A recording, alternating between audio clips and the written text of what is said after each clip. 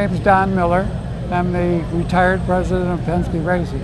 I'm Tom Cantrell from Seattle, Washington. Avid car collector and amateur racing. Own a construction company and do development there. I received an invitation to attend Goodwood from Miles, and we were delighted to be able to participate.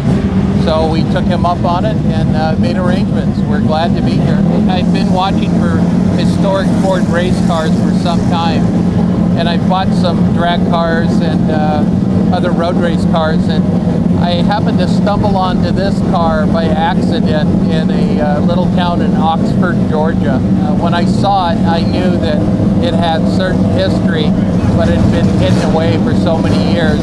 I had to begin negotiations, try and purchase the car. I think the funniest part of the whole story is where it was located. You know, it was in a little kind of ramshackle garage. It was guarded by a few wild animals.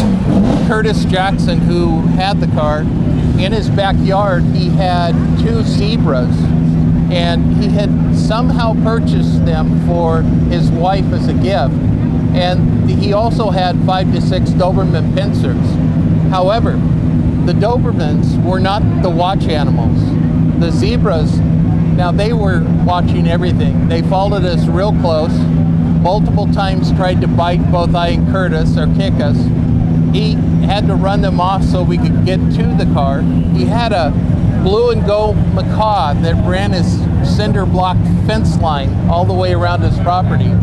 And as you drove up, the bird would let the whole neighborhood know somebody was there. When I first approached Curtis to purchase the car, I had called him and told him I was coming, and he said, call me when you get in town. Well, I called and called and called and waited several hours, and no one picked up the phone.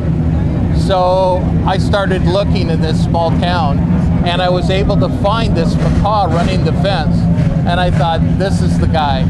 So I went in, knocked on the door, and he said, I quote, "Oh, you found me." He was sad to see the car go, but he knows it's went to good hands. The motor, as you see, is a hemispherical-based, large big block Ford, a Boss 429. It's aluminum heads, aluminum block. Fuel injected, obviously. The original fuel injected was a Lucas. We've had to modify it a bit. This car's English, so the original body is hand-hammered aluminum, every piece. When we found the car, it still had the original Blue Streak Goodyears on it. They were full of air. It was the only reason we were able to push it out of the barn. It's a Hewland L600. The car is quite tight down in the footwell, but it's drivable. It doesn't have a great turning radius, but that's why they have a throttle, and you can just pop it if you need to. I think the most interesting thing about this car is the powertrain in the car being an all aluminum Boss 429. I was a big fan of the old Hulme and Moody program. I didn't know anything about Alan Mann or Lynn Bailey, but I learned quite a bit. As soon as I saw the car, I began downloading information from the phone and reading as quickly as possible, and realized this was a piece of history that had gotten misplaced. I was involved in the Can-Am back in the 70s, so we raced the Porsche. In fact, there's one here, a 917-30. We raced those cars, so we raced a lot of the cars that are in this facility. So when Thomas expressed his interest, I was all in, you know.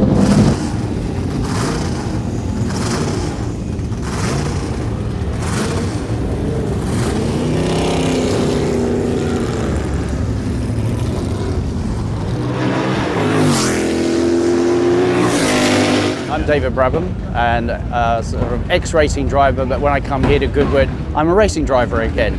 But yeah, no, I'm a director of my own company, Brabham Group Limited. Well, I was terrified, to be fair, before I got in it, because you just have to look at it. It's an absolute beast, and then you start hearing the horsepower figures of 900 horsepower and things like that. So never ever driven anything like it. But once I was out there, it just felt really nice to be out on track, and you know, it gives you encouragement to push as well. once I felt a bit more comfortable with it. So I'm looking forward to today, so I'll have more confidence driving and pushing it a little bit more. We were lucky enough to reach out to David, and he accepted the invitation. And what is great about that is his dad drove the car, Jack.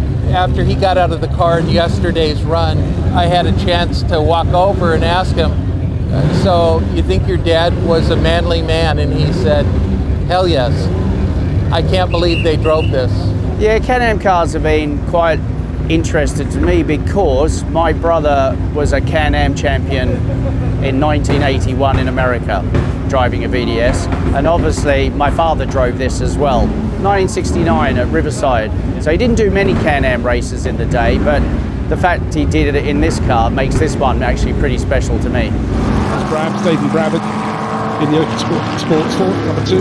That high rear wing, you can see how people just realised they had the power, now they needed the aerodynamics to try and keep them on the ground going through the corners. Yeah, no, it's rather lovely that David Brabham is out in this machine right now. It was tested here at Goodwood in its original days by Frank Gardner and Denny Hulme, and it got a third place in Texas in the 1969 Can-Am Championship when it was being driven by Jack Brabham. So there's the connection. David and his dad, they've both now driven this car. This was a Ford engine car, obviously with the Open Sports Ford made, was a bit of a clue there. The majority, that was a 4.9 engine, sort of normally raced in a Boss Mustang, but still power of plenty. Perhaps, yeah, just joining the dots. Don't forget that when his father was racing these, he was only a very young individual back in Australia. Yeah, indeed. I think this is a really, really excellent venue. I really do.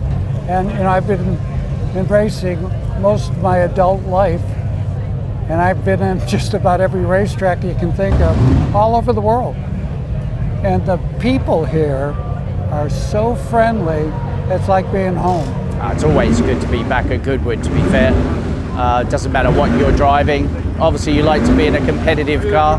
That doesn't always happen, but it's just an awesome event. It really is. And having been done so many for the last 20 odd years, just seeing how it's growing, how the Goodwood brand is growing globally with the event, it's the place to be. The crowds are huge and they're wonderful. If you want to enjoy Goodwood, start early and expect to leave late.